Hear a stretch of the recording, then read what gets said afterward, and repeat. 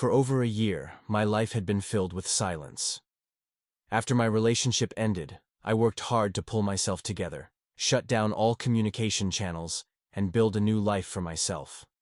Then one day, out of the blue, I received an email from my ex-girlfriend. This email felt like a bomb, not just because of its content, but also because of the emotions it stirred within me. She claimed she wanted to apologize and explain, but I was searching for something else in every word.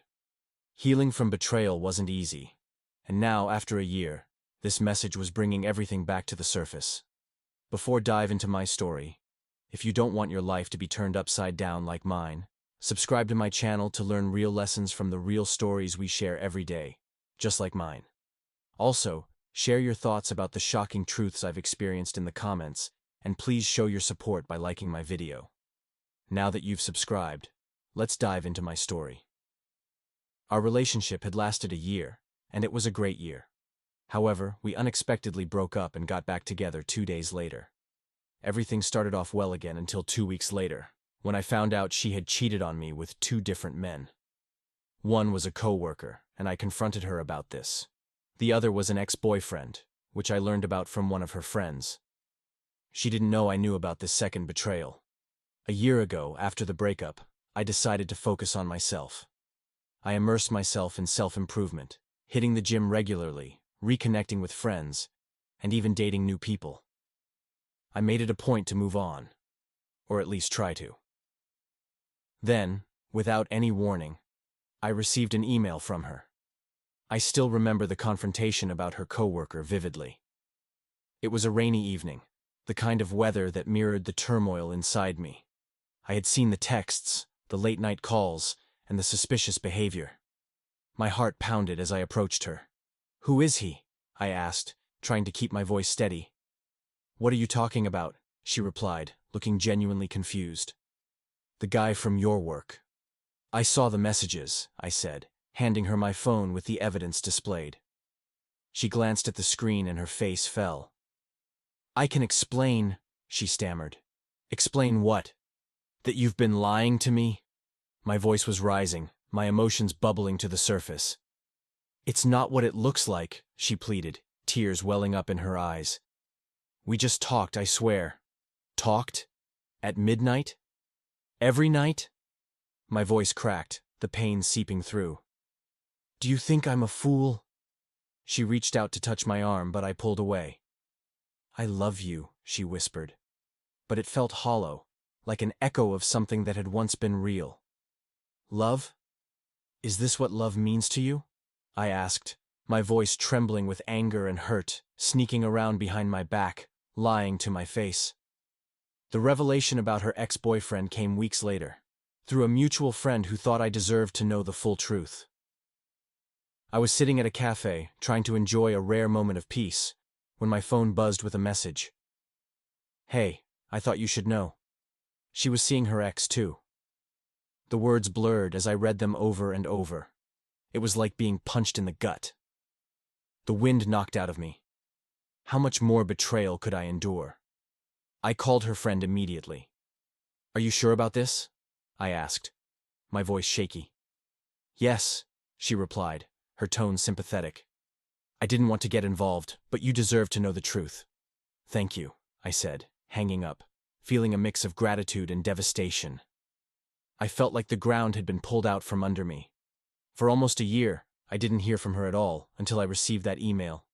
In her email, she wrote, "I know reaching out might be a surprise, but I've been thinking about talking to you for a while.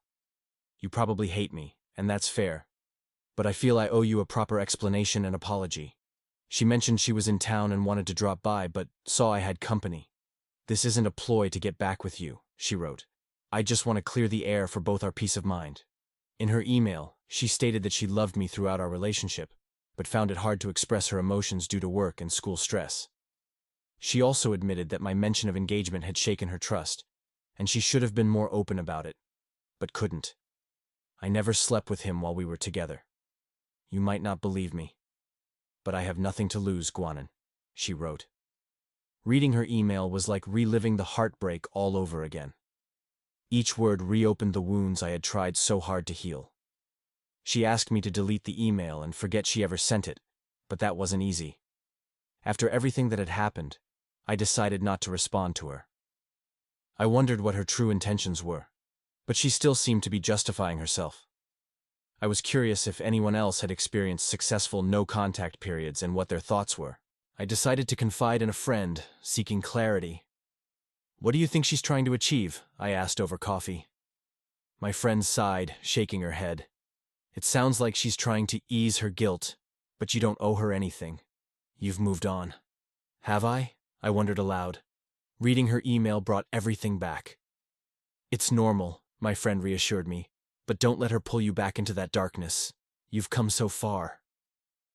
We sat in silence for a while, the weight of the past hanging heavily in the air. "Do you ever think about her?" my friend asked.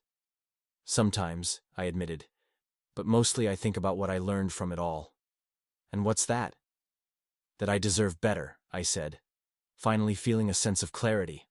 I started reading about other people's experiences, hoping to find solace in shared pain. One story stood out. A man shared how his girlfriend had left him for another man, and later contracted Lyme disease. Karma, he called it.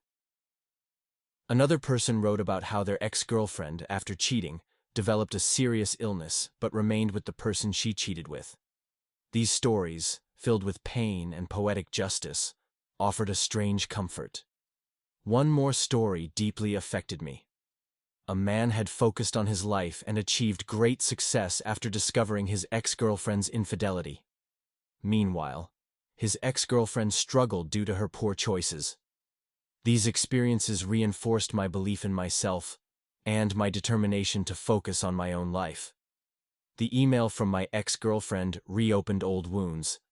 However, this process taught me the importance of leaving the past behind for my own happiness and peace of mind. While I may not fully understand her motives, I am determined to move forward with my life and focus on the future. Ultimately, everything comes down to finding our own inner peace and looking towards the future with hope. As I sat alone later that night, I thought about the past year.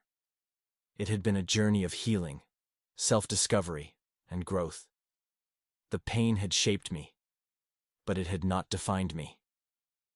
I realized that the email, despite its potential to hurt, had also given me a sense of closure.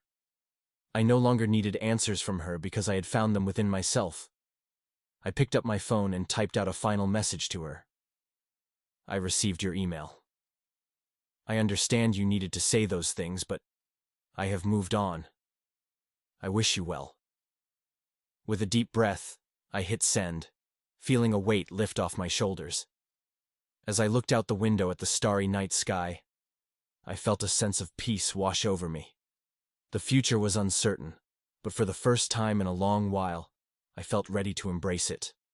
The past was behind me, and the promise of new beginnings lay ahead.